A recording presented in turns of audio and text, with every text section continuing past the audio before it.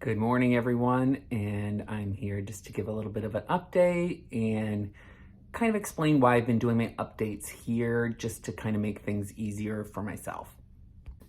Let me just start by saying that the amount of offers for help and support as I've been navigating my cancer diagnosis with my husband Joe, our extended friend groups and ex-coworkers, our families, etc., have just been so amazing in offering help. The tricky part for us is there's only two of us, and we do have a large friend group, which sounds like a ridiculous thing to complain about, but what it ends up being for me is I have around 200 or 300 direct messages on Instagram a day that I end up needing to respond to that are things like, how are you doing? How are you feeling?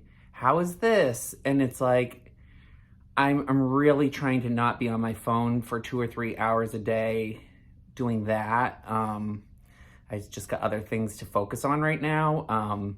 And so I appreciate so much everyone reaching out and everything. But if you could just watch the updates that I post, most of the stuff you're asking, I'm already talking about. So they usually end up here right in my reels. I think they're even in like a cancer updates kind of playlist or something. But if you guys could try to do that, it would really be super helpful. Because I appreciate the help. It's just like trying to navigate all of that ends up being a whole other job. So I have no problem asking for help. I'm super appreciative of it. So basically just wait till I ask for the help. All the little day-to-day things like doing my own laundry and preparing vegetables and stuff, that's all part of my OT. And like my brain is relearning to do all these things. So like someone coming in and trying to do everything for me is not really helpful right now because I'm trying to regain my mobility. So I need to kind of know where I'm at so that I know what I need to work on. So as thankful as I am, I like cooking my own food and all of that. But I am not shy. I will absolutely not be struggling over here. If I need help, I will absolutely ask for it. Yesterday was really exciting. Joe and I went over to MGH and they removed all the sutures out of my incision site. The nurse practitioners said that everything was healing fantastically. And of course, I gave them suggestions on some product recommendations they could be giving to their people as they head home post-surgery. They kind of had said like an unscented shampoo, when realistically that is really hard to find in things that are truly unscented, because mostly if you see unscented on cosmetic products, it just means it doesn't have a lot of the common irritants that people are normally reactive to. So a lot of times they will have fragrance. It's just something that they get away with somehow. But I was telling them, some gentle like non-foaming cleansers and stuff that clearly are doing a great job that they might be able to work into their best practices. So, I just can't stop. So I get about a month off. They're going to let my head heal up. And then after that, we're going to start with the proton radiation. So apparently proton is like the newest form of doing radiation. And it's like the most specific, it is the most targeted. So where the cancer is in my brain, they really want to be specific where they're shooting, dangerous waves into there to just do the least amount of damage. Hopefully I'm not going to see any kind of further loss of mobility or anything like that from radiation or chemo. Like the surgery was the big risky part, so that's done. So hopefully from here forward, things will just gradually get better, but that also might not happen. Every day is a little bit better. And the more I use my body to walk around, my brain is relearning the things that it used to know. And, there is definitely a significant loss on my left side of my body. we don't know. It's, I'm literally today is 2 weeks out from having my brain rooted around for 7.5 hours.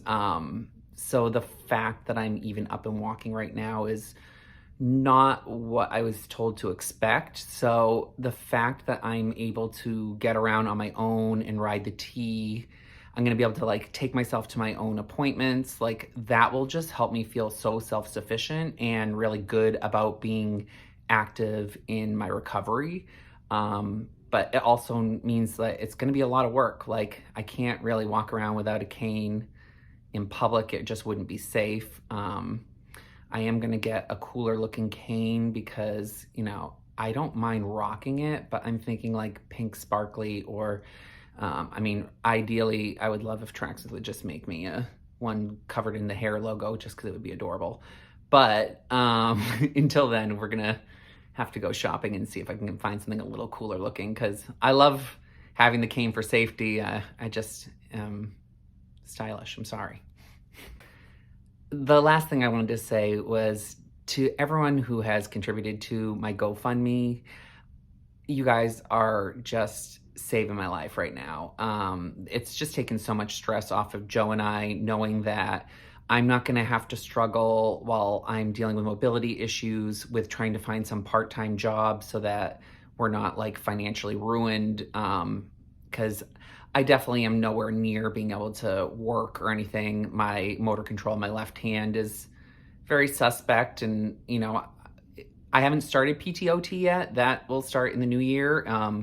So, I can't really know what the future looks like. And I'm okay with that. I just have to take whatever comes to me now. And I feel like every little bit that I get back is a huge gift. So, I don't expect to be what I used to be. And, you all shouldn't expect that either. Like, I'm going to be different and I'm going to have different abilities after all of this. And that's okay with me. So it really should be okay with you too.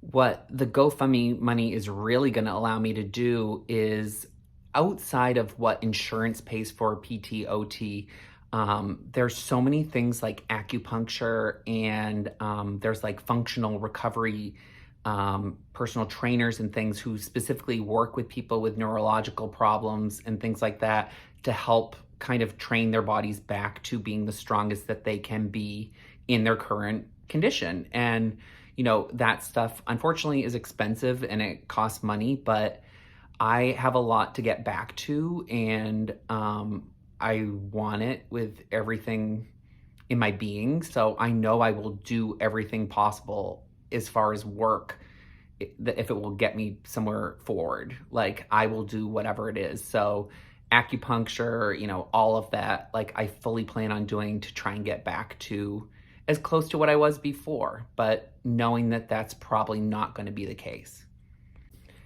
And this just leads me to the last thing that I think that this journey for me and why I've been so open with sharing everything I've been going through is I don't think we're given a lot of great tools on how to navigate being around loved ones who are sick or our friends who are sick or what to say to them and what not to say them. And of course, now that I'm the sick person, they seem so obvious to me, but I know that I probably would have made these same mistakes too.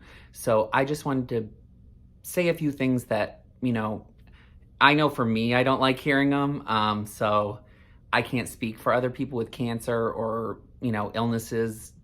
But I can just tell you for me, telling me that I'm going to beat this, I'm not. Like, I'm going to get through it as best I possibly can, but I'm going to get cancer again in my life. Like, we knew that going in. So I get the sentiment, and I think the better thing is like to tell people that you can see how hard they're fighting and that you're so proud of them.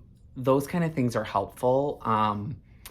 But pointing out that they're not where they are and saying that they're going to get there, unless you've been reading some studies that my world-class team of neuro-oncologists have not read, yeah, I'm just going to listen to my doctors for now. So, I get it, you guys. Like, you all want me to be back to running around and doing whatever, but I'm really okay if that's not possible. The hardest part for me will not be able to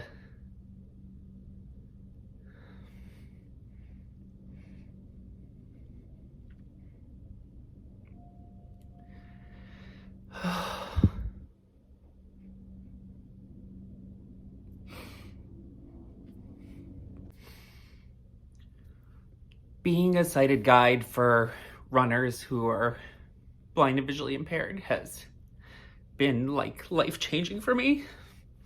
It gave me so much purpose.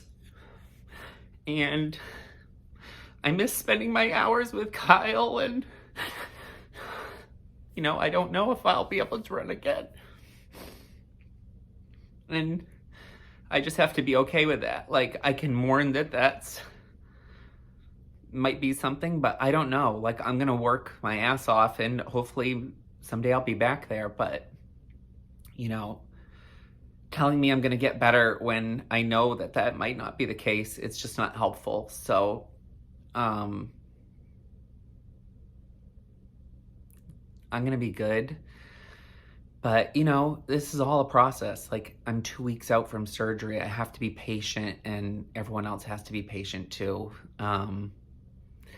I'm trying to not get frustrated when people say things that are annoying to me, because it's obvious to me because it's happening to me. But, that's why I'm doing these updates. And I hope that they're helpful and, people learn things from them. And like, I can't even tell you how many people literally told me to my face that my cancer diagnosis was affecting them emotionally. It's like, I'm sorry it's inconvenient for you, but I actually have brain cancer, so, dial it down.